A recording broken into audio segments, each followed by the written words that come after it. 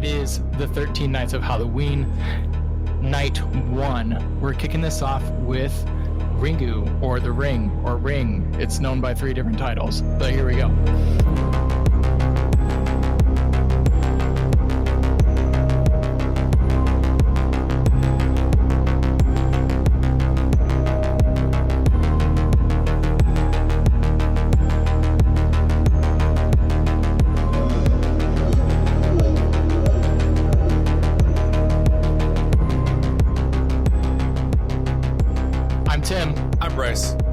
We have a guest tonight.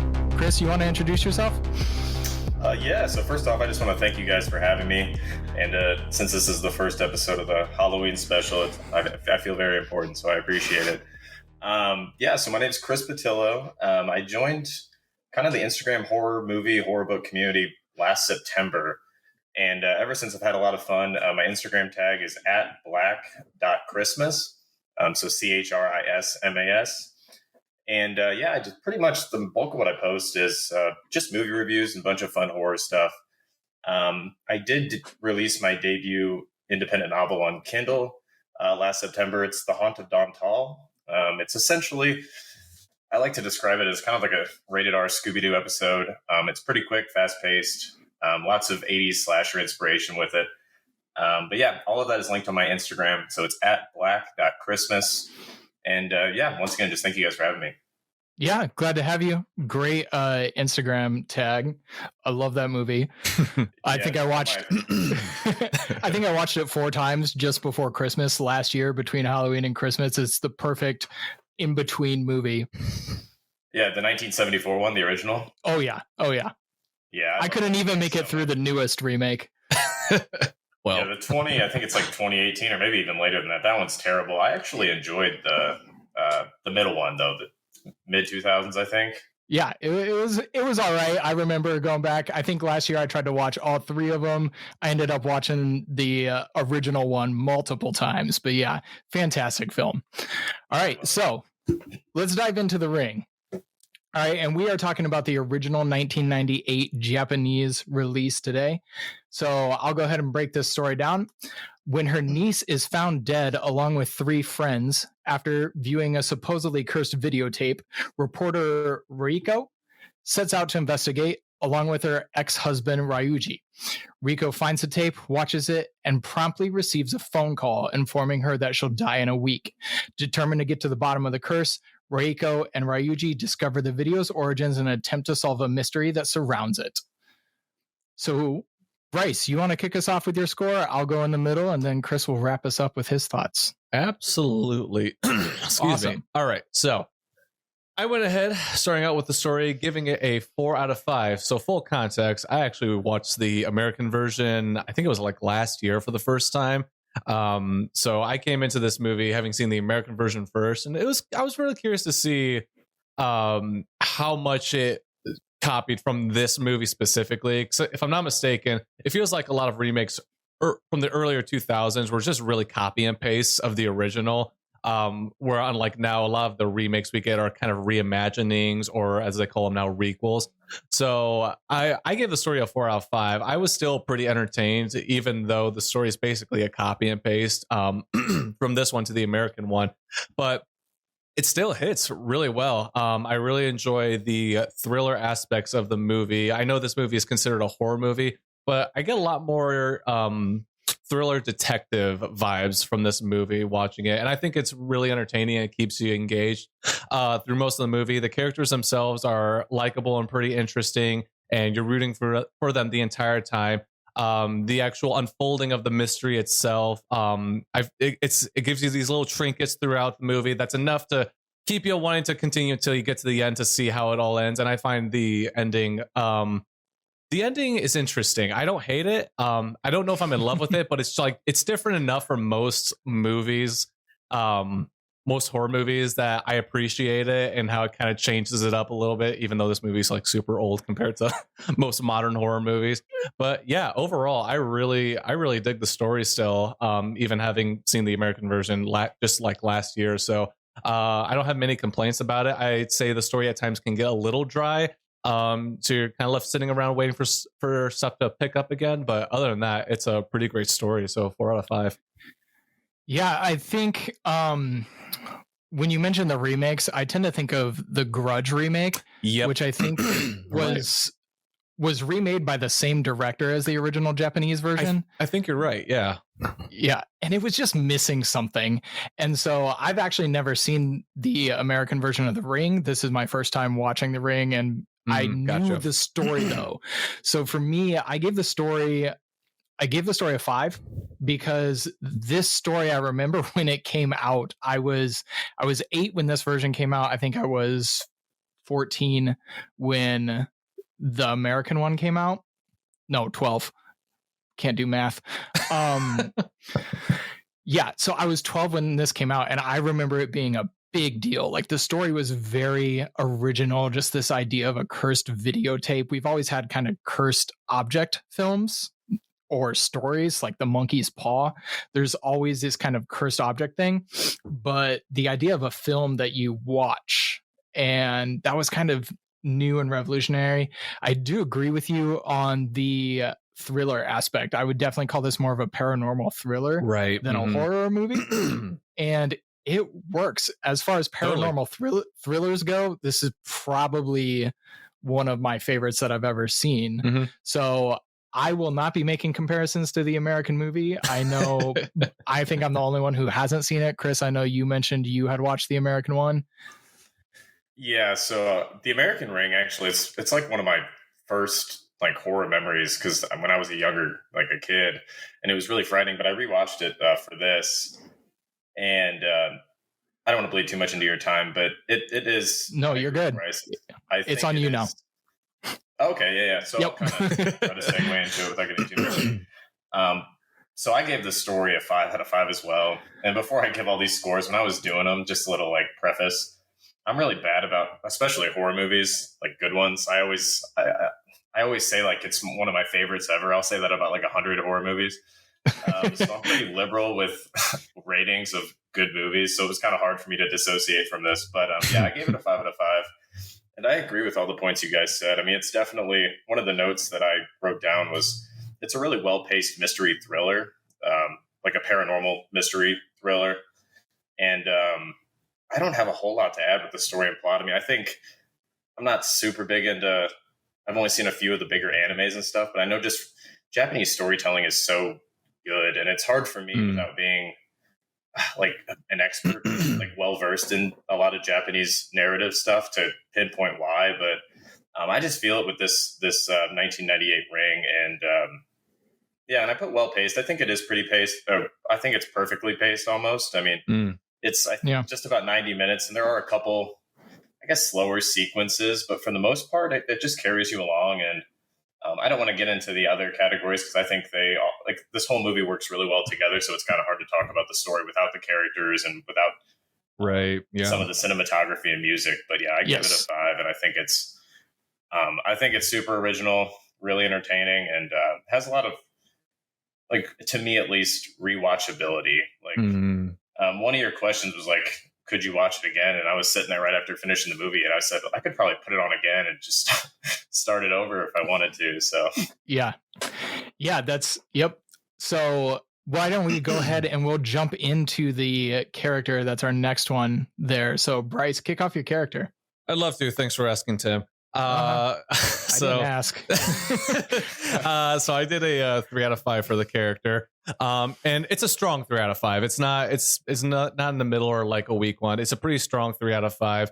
I think it comes down to just memorability of the characters. I liked all the characters for the most part. I didn't really find any issues with any of the characters, and how they were written. Most of them filled the roles really nicely, and added a lot to the story. They added the depth when it was necessary.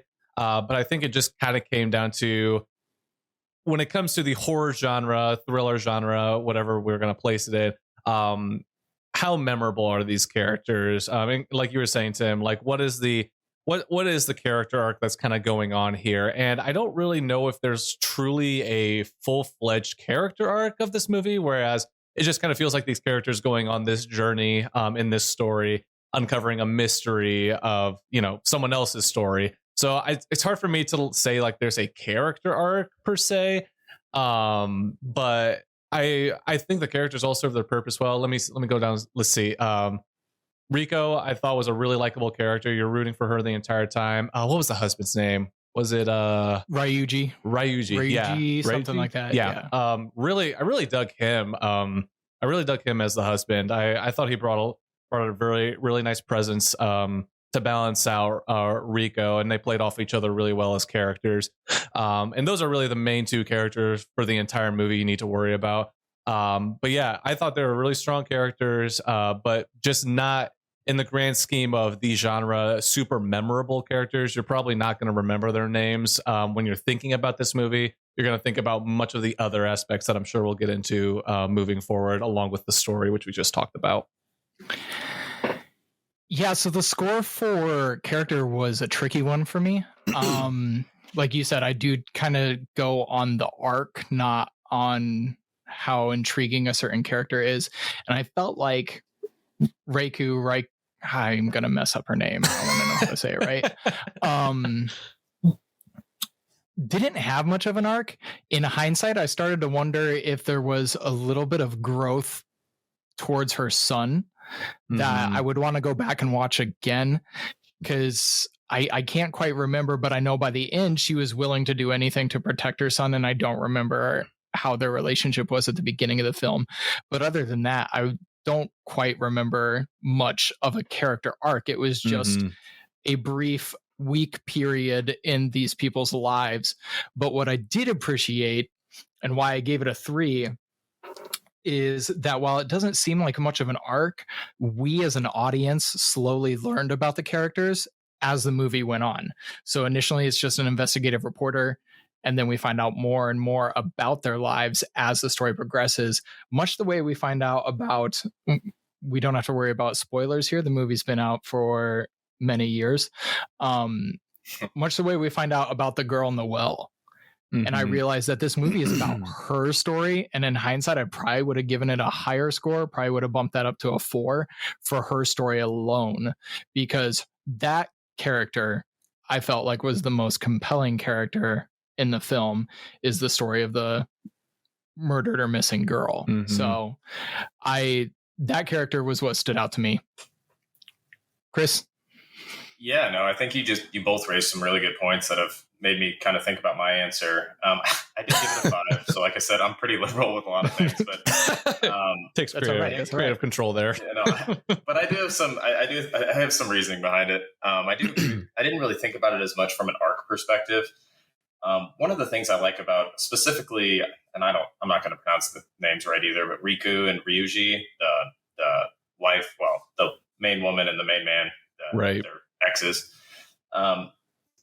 I like how there's a lot of show not tell with them. And I think Tim said it. I mean, we don't know that we kind of know that they were ex-partners, but we don't know that. I mean, it's not confirmed until probably the beginning of the third act.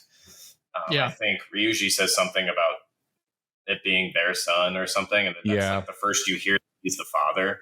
And then there's that really cool scene right at the beginning where the son, Yoichi, looks up at the dad when they have their umbrellas and they're passing each other, but they don't say anything to each other. But so there's a lot of show not tell with those two characters. And you just learn so much without any of it being spoken. And I think that's really cool. And another thing, and I'm glad you brought this up, Tim, is Sadako, the girl. Yeah, that's her name.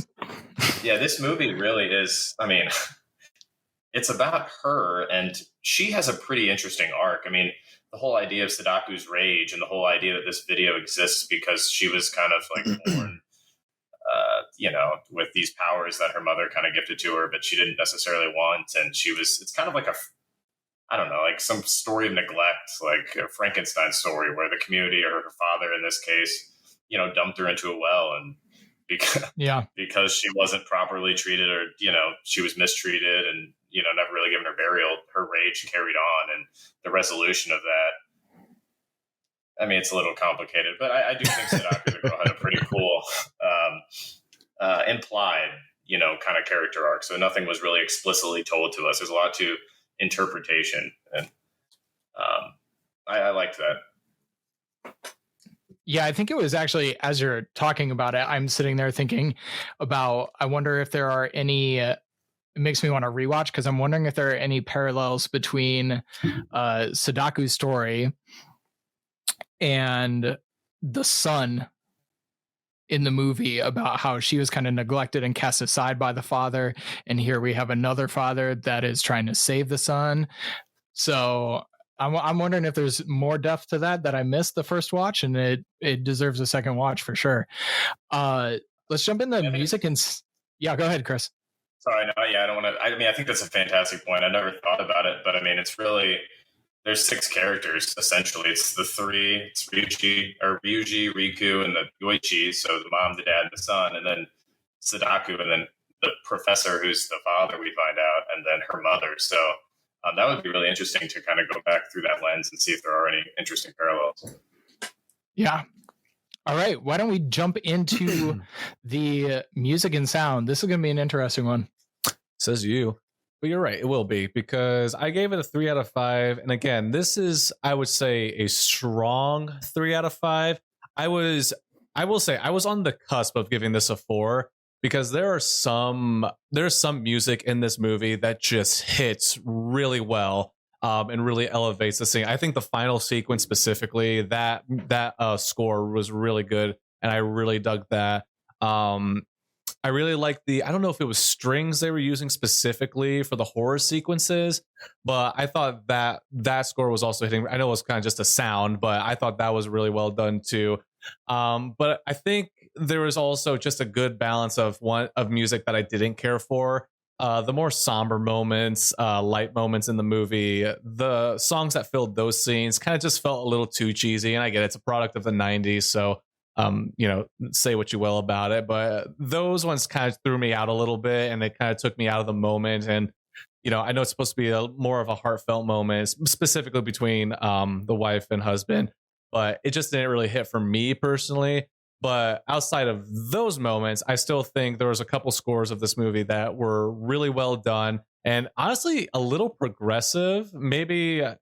This movie came out when I was born, so I have nothing to go off of beforehand or during that time, really. But the music almost felt a little progressive, like it was a little bit ahead of its time, maybe, and it definitely paved the way for some horror genres scores moving forward.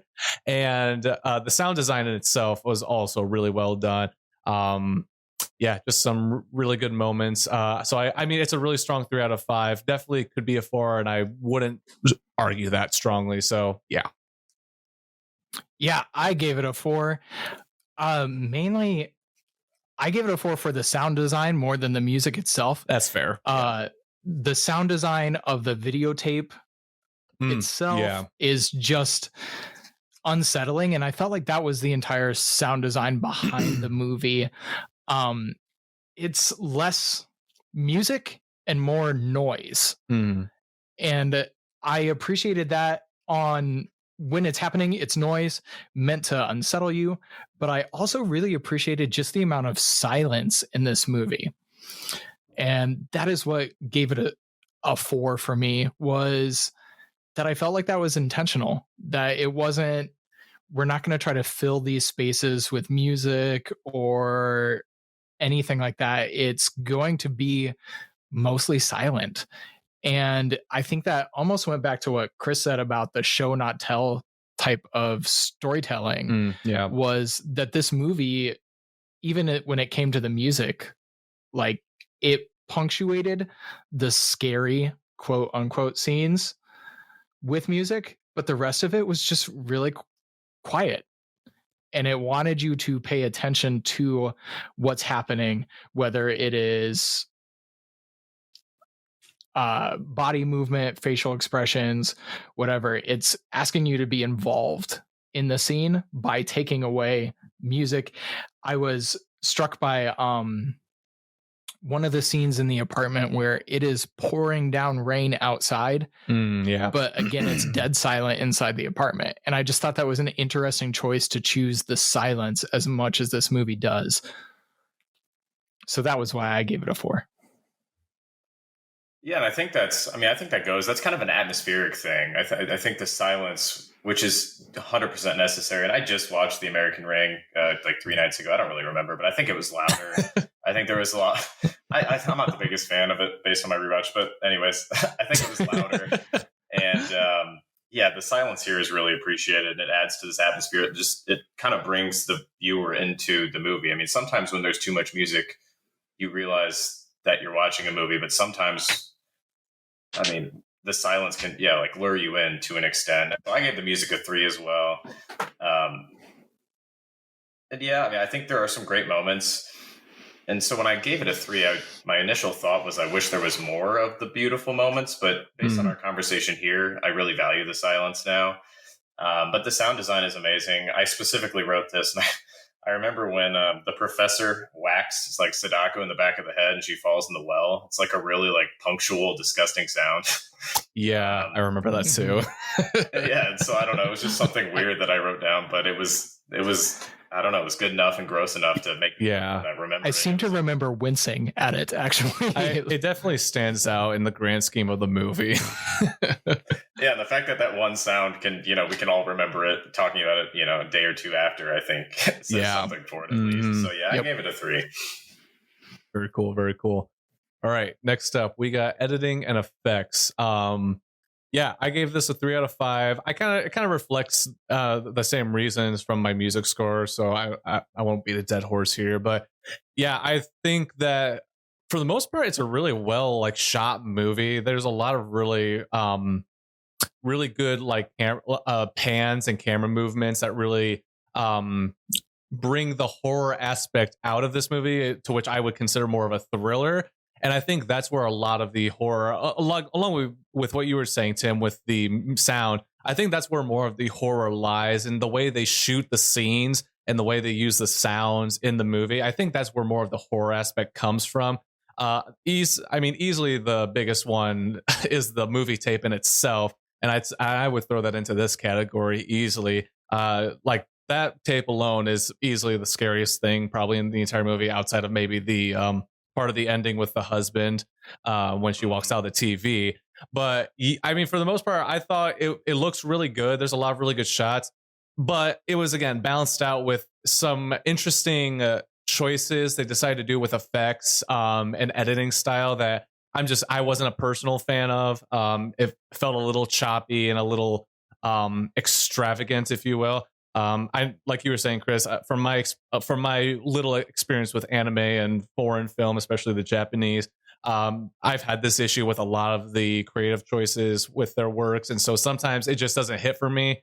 But it doesn't take away from the good stuff that I did see and that did elevate the movie in itself. So some really good camera shots and pans that I really liked. Editing was a little choppy. The special effects were hit and miss here and there, but I still contend that it's a strong 3, and it's still, more often than not, makes the movie better than worse in most ways.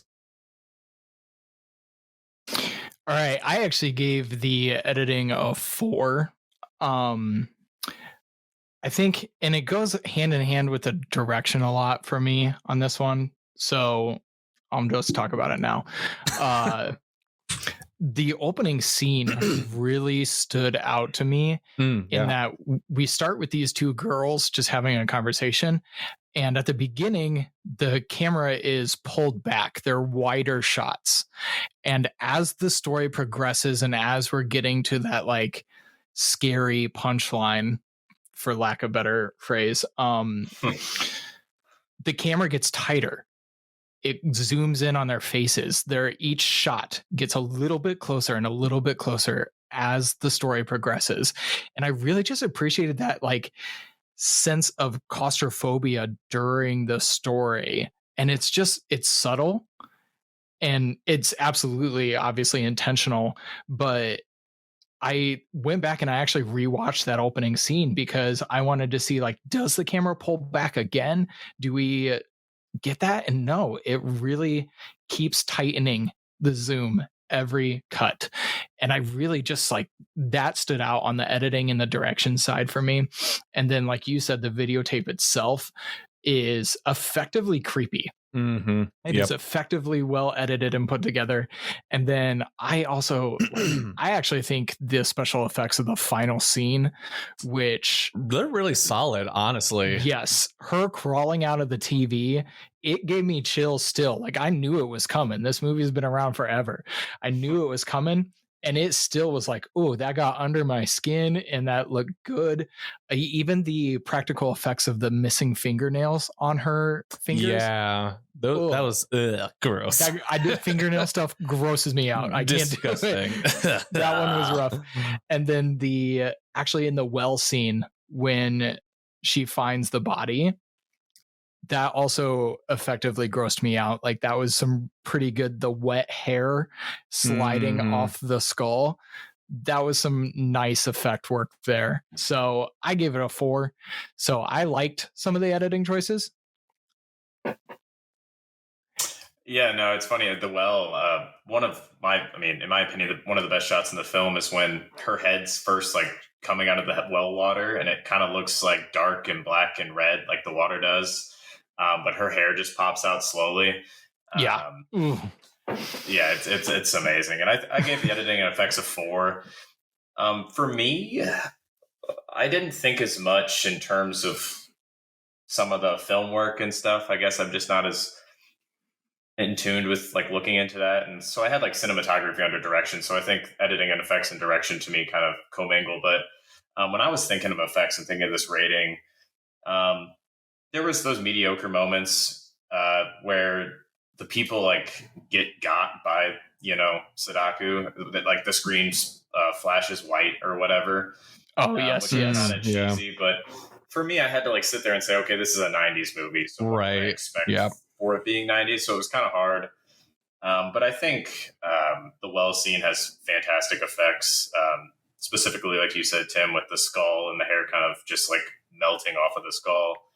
It's still grossing me out. Yeah, it's terrible. We'll stop talking about it. But and then that final scene, that final scene is phenomenal. And it's like the punch that the movie needed. Like it was already great. But yeah, that final scene, she comes out of the TV and it looks really good. And she looks great. And I honestly think that final scene looks better in this 98 version than the 2002 American Ring. So yeah, I don't know. I just didn't like some of the creative choices they did with that scene. But anyways, yeah, I gave it a 4. So I enjoy it. Man, stuff with this one. Chris coming out here with the hot takes. Okay. Man, I had a thought I was gonna while he was talking. Oh man, every time. Well, I was gonna go back to Bryce said earlier. You didn't exactly know how to feel about the ending, and then Chris just said he felt like the ending was the punch that the story needed. Yeah, and totally. I do like. I remember looking at my wife and I go, this movie wasn't creepy until the last 5 minutes. And then the last 5 minutes, it really came in. And I like the almost Hitchcock ending of you thought everything was okay. It's not. Yeah. You know what? Remind me in direction to go into that. I'll go into that in the direction section. All right. Well, then let's keep moving. Yeah. Let's jump into the script. Yeah. So we got script here. I gave this one a 3 out of 5 also. And it's a solid 3 out of 5. I'll keep. I like how you quantify your numbers with like. Well, this is a solid. Some people. I've never heard you say it's a soft 3. This is a weak 3. I'm gonna have to go through those and look at our other reviews. I'm sure I've said soft 3 at one point, but okay. But again, so it's a drive on the point because some people will look at a 3 out of 5 and be like, oh, well, that seems really low. It's like, well, no, in the grand scheme of things, like all 3 is still good. Like, yep. And so, like, when I say it's a solid 3, like. I'll keep this short. Like you go into this movie for the story, and just the horror thriller elements. You don't really, like I said, with the characters, you don't really come here for the memorable characters. And I'm going to kind of copy and paste that onto the script. You're not coming into this movie for the script. The script serves its purpose. There's a couple cringy lines here or there. But nothing derails the script. It feels pretty fluid. It seems like this is what the characters would say in this moment based on their personalities, who they are. It's pretty cut and dry. it's solid, and I have really no complaints about it. If I don't notice anything super weird outside of a couple like weird lines here or there, other than that, if I don't have anything bad to say or great to say, it's solid. Like, you did your job, and that's the best compliment I can probably give the script. All right. So I gave the script a 4, and I actually, again, it goes back to that show, not tell. I actually felt like they didn't waste a whole lot of the script. Like, it's not filled to the brim with unnecessary information and tacked on stuff. Instead of taking the script and giving us the whole backstory and filling it with exposition, they intentionally left the script pretty stark and barren and giving us just what we needed at every step to follow this mystery and to follow the clues to the conclusion, while showing us the extra stuff. So I actually appreciated that approach to the script. And I don't have much experience with Japanese storytelling, but other than Godzilla, I love the old Godzilla movies. But that's like, I don't know if that's a Japanese stylistic choice or if it was just the way this was approached, in that the story was going to be more of a visual story than anything else. I don't know, but I thought the script was effective. And so that's my 4. Yeah, and I gave it a 4 as well. I scribbled some notes, so I can't really read what I wrote. I agree with, I won't add a whole lot. I agree with both of you. It's probably like a soft 4. I'd give it. It's starting to catch on. I think it's great. I like it. So when I think of script, I think a lot of the characters too, and it goes to the show, not tell. And so, yeah, it really wasn't intrusive, which I think is a good thing for a movie like this that wants us to be present with the characters and really intimate with it. So I don't have a whole lot to add. I gave it a 4, though. I enjoyed it. Love that. Okay. Love that. All right. Acting. I gave this a 3 out of 5 as well. Again, kind of pointing back to the last few and how I felt about it. I feel like everyone did a good job. There's not really a standout performance unless you want to count the young lady who actually played what's her face, the actual demon or whatever. We actually never see her face. You never really actually see her face. You see her eyeball, but I mean, that's about as much as you get. Which I think that's so cool. In the American one, they show you her face, and I think that do that? Yeah, that's true. I totally forgot that. And so not to keep just shitting.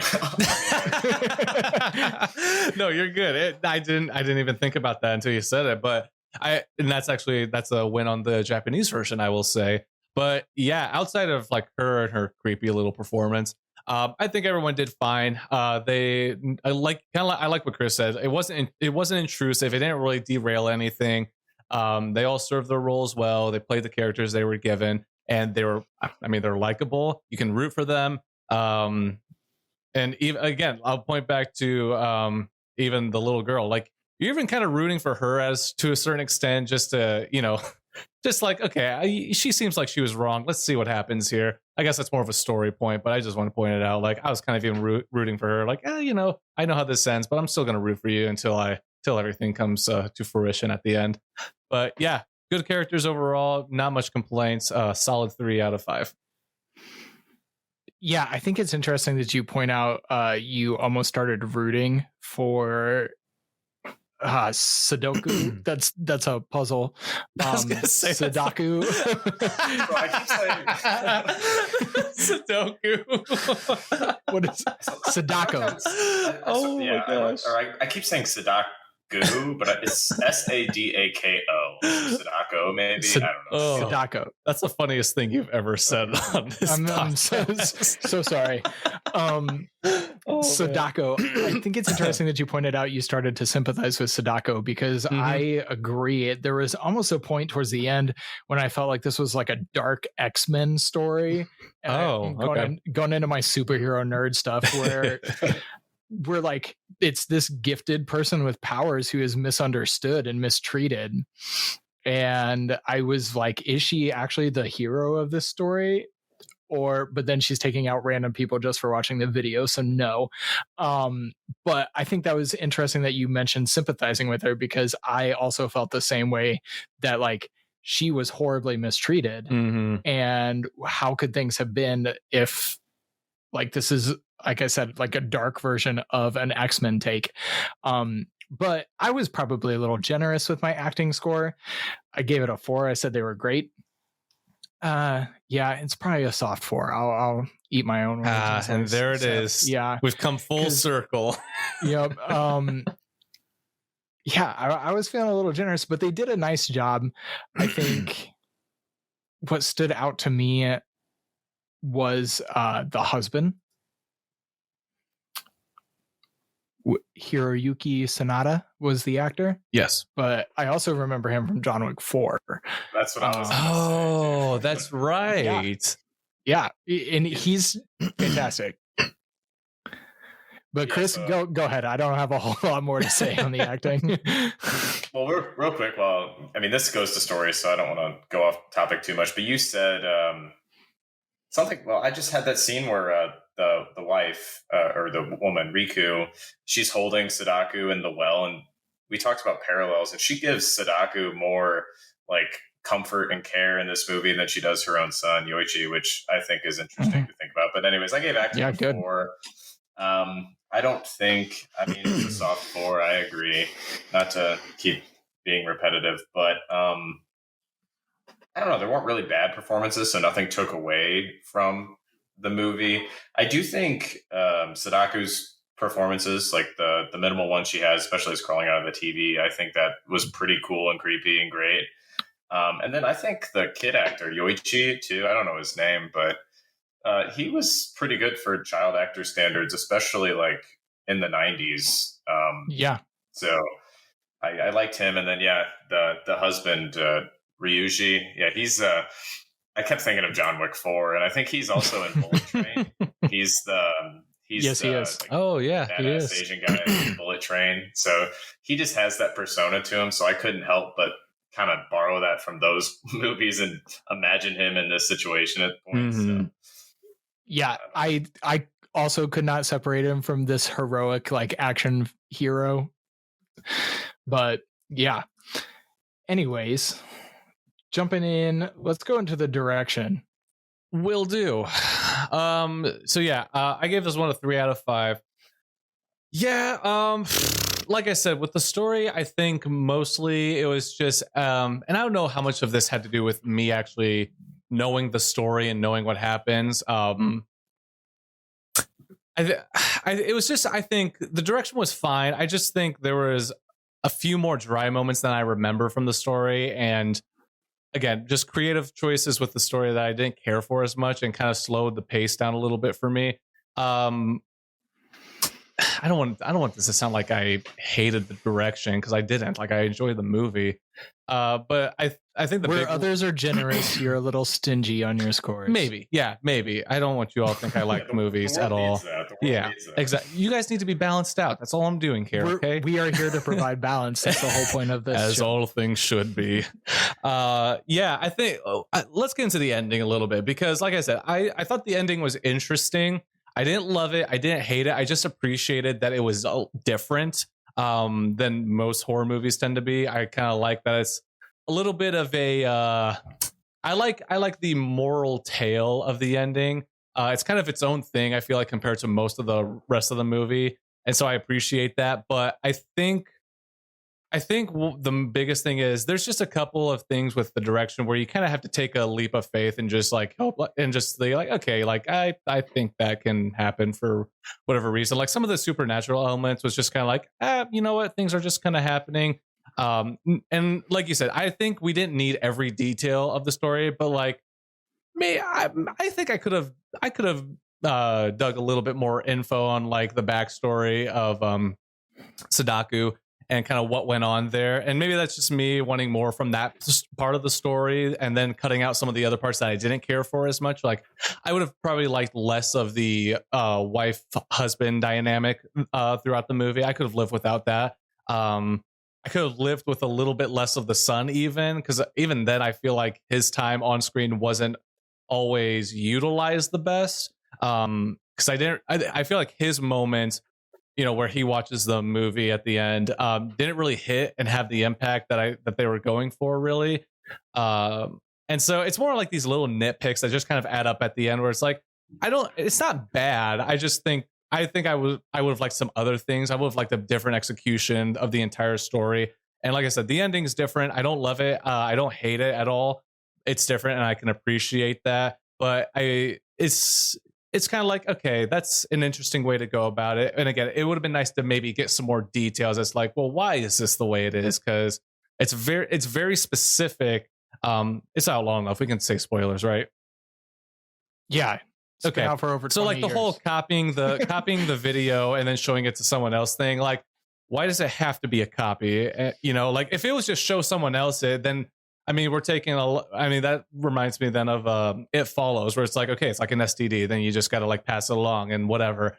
But like it's specifically like, oh, you got to make a copy of it. It's like, interesting. Yeah, this time you don't have to share bodily fluids. Yeah, exactly. So it's interesting. And again, don't hate it, don't love it. So I think I just kind of land just because the nitpicks kind of add up a little bit. And again, I'm just kind of picky sometimes with movies.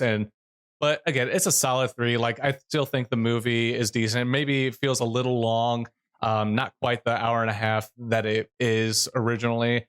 But it's still solid for the most part. This is still a good time. Okay. I gave it a 4. And like I said earlier, for me, the editing and the direction went hand in hand a lot with this film, from the tightening of the shots at the beginning to I noticed that there were really basically 2 types of shots used. We had static, very still camera work, and then every now and then you would have movement from the camera, and that was it. And it was pretty well balanced between those 2. And I thought they were used appropriately and used well, usually to create suspense at the appropriate moment. I didn't think it was perfectly directed, but I would also, it reminded me like a slightly better X-Files episode. That's a good comparison. And that's a lot like how the story unfolded, and it was just longer and just a little bit better than the early 90s TV production, obviously. But it gave me those vibes, and it gave me like, this would have been the best episode of X-Files ever. But that's my direction on it. I give it a 4. Yeah, I give it a 4 as well, and I don't have a whole lot to add. I mentioned this earlier, I'm not as like fluent in a lot of like specific film stuff, but I thought the cinematography was pretty good. I think there's a lot of beautiful scenes, kind of in the silence that we mentioned periodically through this. There's apartment scenes that I think are just, I don't know, just the way that everything's set up. It's very like peaceful, but it's like unsettlingly peaceful.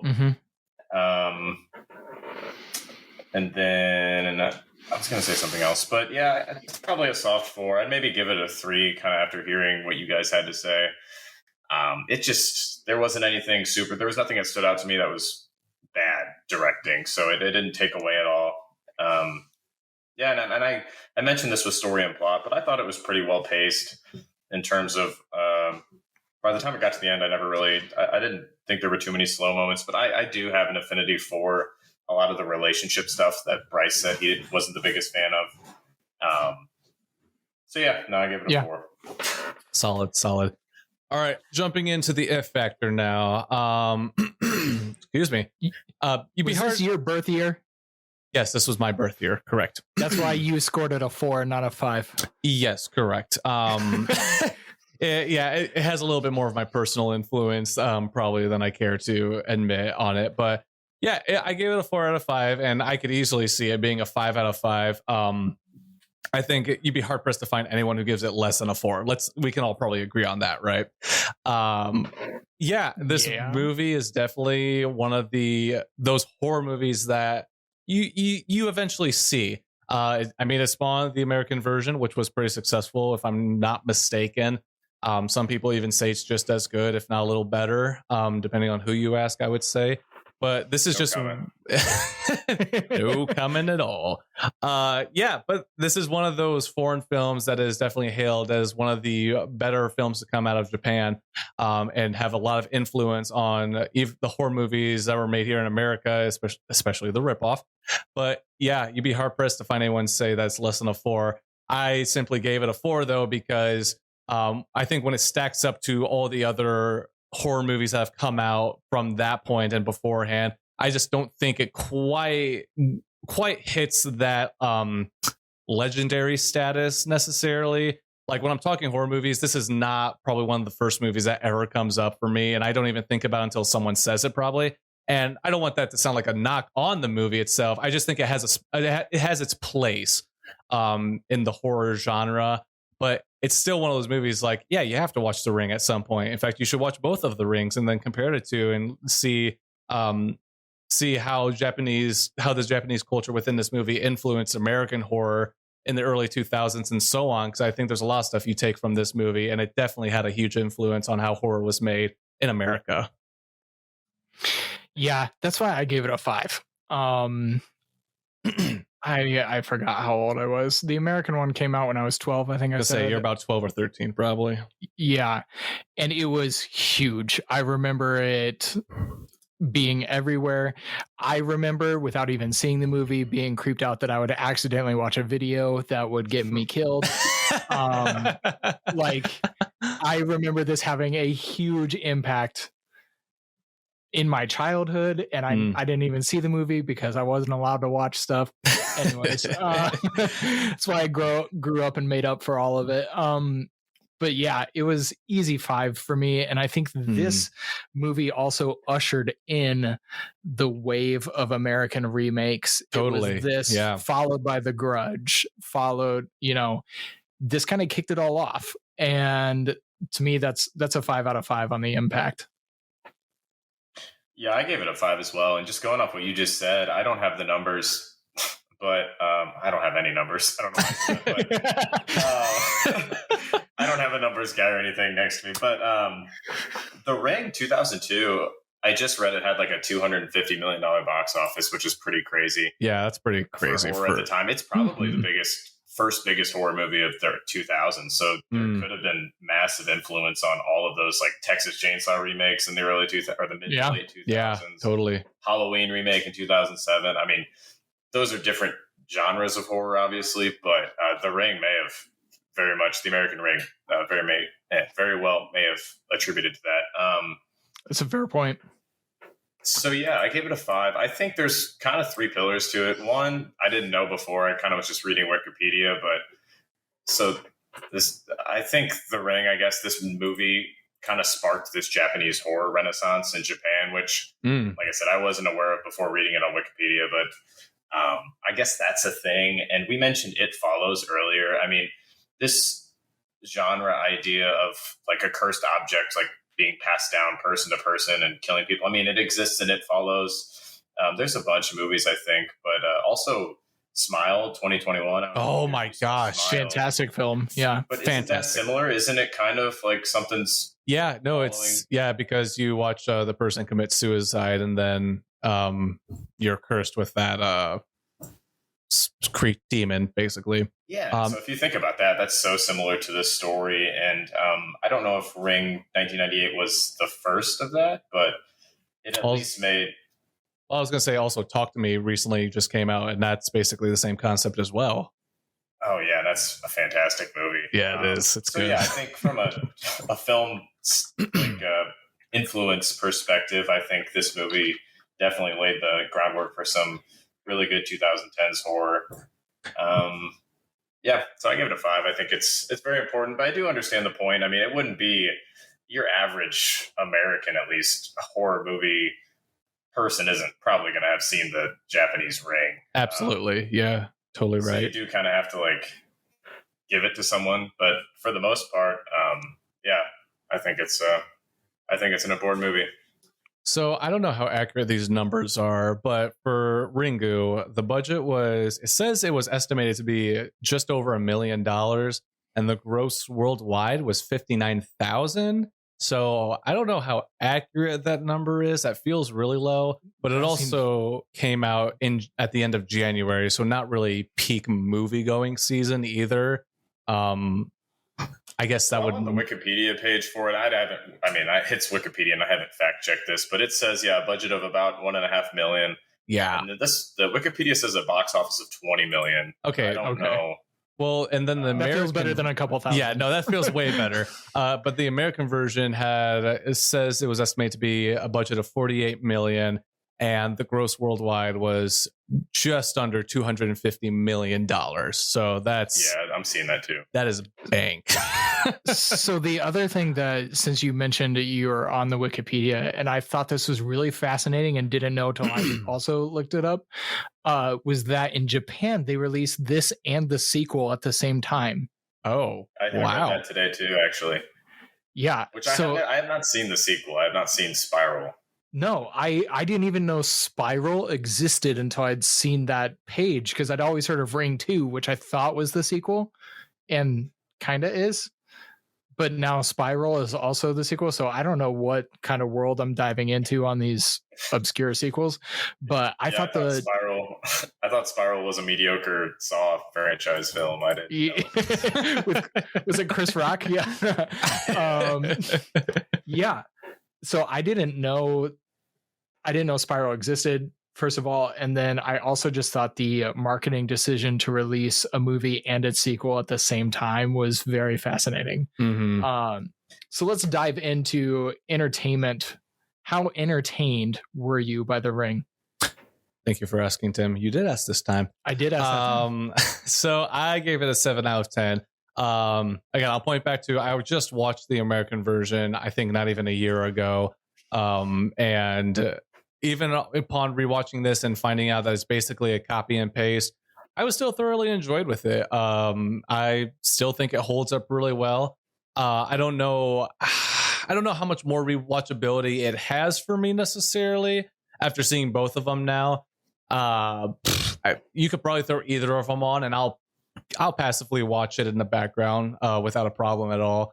But yeah, I was still thoroughly entertained. The story still hits really well. You're still drawn in by the mystery of the whole thing, and the horror is still entertaining. You know, not tons of useless. There's almost actually no useless jump scares in it. It's a lot more environmental, and like I said, specifically the tape is a lot more showing than there is just straight up like jump scaring you and stuff. So I think it's very entertaining, and you should definitely have some fun with it.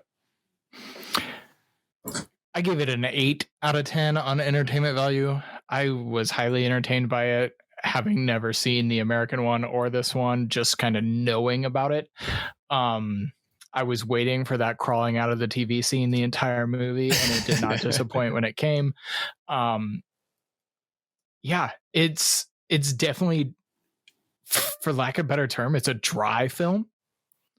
It is one that I know we've talked about it already, but it does kind of require you to be present and be watching, especially for Americans who don't speak Japanese. You're not going to understand it. You're going to be having to watch the subtitles, but it's not something you just throw on in the background.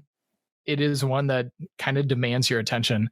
And I think it is because it also has that slightly deeper message about the Sadako, got it. About her mistreatment.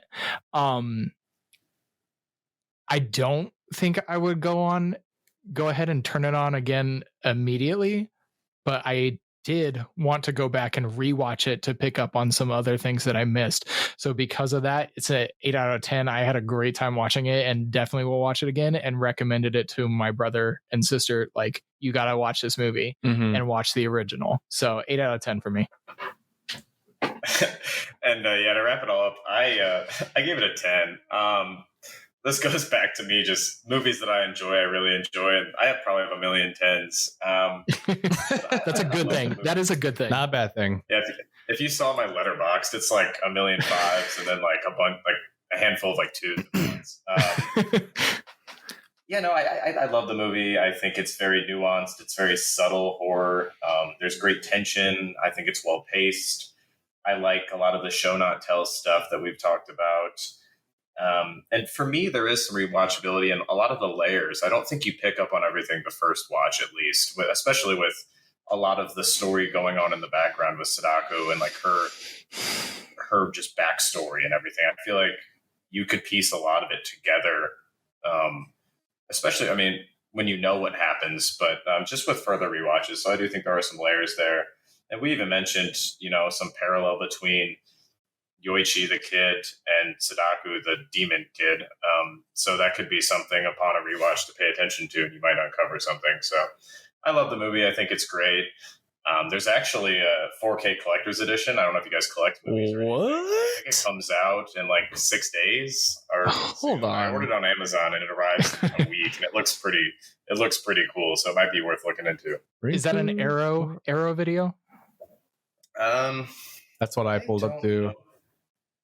This kind of looks dope, though. I'm not gonna lie. It looks really cool, and I this was after you guys talked to me, I think, or this was before I ordered it. So I was kind of hoping I'd have it. No, this looks dope. I definitely. That's gonna be in the cards, maybe. The problem is, once I started collecting Arrow videos, I would just like go nuts, and that's why I have to confirm all purchases with my wife. She's better with money than I was. I would spend every last penny on collector's editions of all of these movies. So yeah, it's dangerous. It is quite dangerous. All right, so that brings us to our final scores and final thoughts here. I'll kick us off here and stop talking. But so my final score comes out to a 33 out of 50, which is good if I'm not mistaken. And that lines up about how I feel about this movie overall. So I'll talk a little bit more about the American one and this, because this is where it really will matter more than anything. So I actually did enjoy the American one. I think it handles some things better than this one does, but I still don't think that this one's bad at all. I think it's just two very different films. When it comes to the direction and how they went about it, and obviously editing, that's a big one. And you have to take into account, like, the American version did come out in 2002 compared to 1998. So obviously there are some steps forward that they can take creatively that they couldn't quite do in 98. Yeah, I think both of them are great films, or good films overall. I kind of left this Ringu the same way I kind of left The Ring, where it's like, oh, that was interesting. I didn't quite see it going that way. Because I remember when I first watched it, I did not expect the thriller aspect of the movie. And so it kind of caught me off guard and made me a little uneasy at first, because I was expecting more of a full-fledged horror movie. So going into Ringu, it was actually easier to watch the movie because I knew what I was getting into with that, which made it arguably even a little bit more enjoyable compared to when I first watched the American version. But overall, I think they're both good movies. I think you should watch them both and compare the two. Yeah, I think these are definitely in that group, like we said, in that group of, if you're a horror movie fan, you've seen The Ring, and so we don't have to tell you to go watch it. You've seen The Ring and Ringu, but if you haven't yet, you should go see both of them because they're both pretty good movies overall. So being a horror movie fan, I'm embarrassed to admit that I had never seen The Ring or Ringu, but I'm glad that I have. My final score was 41. Which puts it in the amazing category. So 41 out of 50. I do think it's an amazing film. I do think it was tastefully done. Yeah. From pacing to direction to, I mentioned the silence earlier. I think it was tastefully done, artfully done, very skilled. But I do think it's kind of one of those legacy horror films that everybody should see at least once. So, and you can make the argument for whether the person should see the American one or the original one. I'm going to be the person that says you should watch the original one because it inspired the American one. Absolutely. Yeah, I think it should be added to everybody's list. If you haven't seen it, for sure, definitely check it out.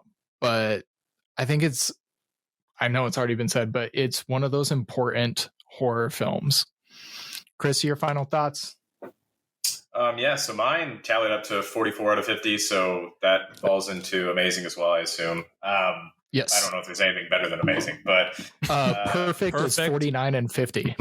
Okay, well, unfortunately, I might have been entertained to a 10, but I don't think it's perfect. I think the movie's great, amazing. I love it. I could rewatch it a lot. And I think the cultural significance is something super important with it. And something I didn't talk about then is this movie came out in 98, and I think the Blair Witch Project came out in 99. And I don't know how big the Japanese Ring was in America in 98, 99, but I know it was big in Japan, but it's true. They're great. They're great turning of century films. They're kind of like OK Computer and Kid A of Radiohead's discography. I don't know if you guys are big into music, but Yep. They kind of like cap off a century of horror, which was mostly slashers in the 80s and 90s. And then really paved the way for, a whole new century of horror, which is what we've been living for the past 2 decades. And I really do think Ringu had influence on that just as much. Well, not just as much as the Blair Witch Project, but I definitely think those two stand side by side at the turn of the century. So I ultimately love this movie, and I recommend it to anybody that hasn't seen it. It's very valuable. Like, those were great points there at the end. That combined with, we have not been reading their scores, but both Bryce's wife and my wife provided final scores. They were 33. Oh, that's Bryce. 35 for my wife, and then 31 for Megan.